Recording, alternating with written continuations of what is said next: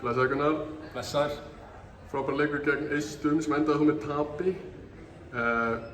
Hvernig fannst þér gangur leiksins hafa verið? Mér leist bara vel á þetta lengi vel sko. Þeir svo sem byrja ekki alveg jafn miklu kraftur við en þeir náðu einhvern veginn að setja sér stóru skot í lokin sem bara kláraði okkur.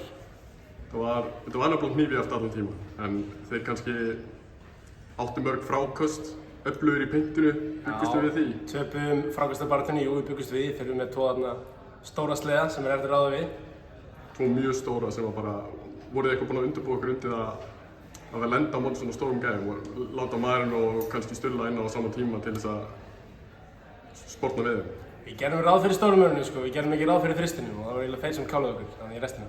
Já, ok. Sko, hvar svona, þið voru alveg jafnir bara upp í lokin.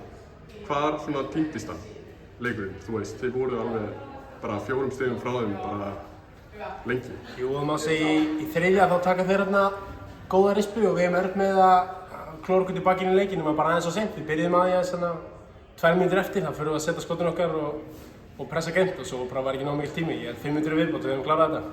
Já, voruð þið eitthvað búin var partur af leikplaninu kannski að taka marga þrista?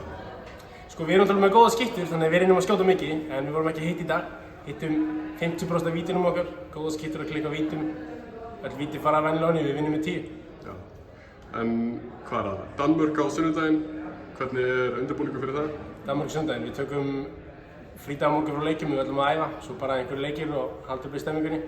Mæta vel pepparinn í næstu 2 leiki, markmiðið samt hátt bara, við ætlum að vinna.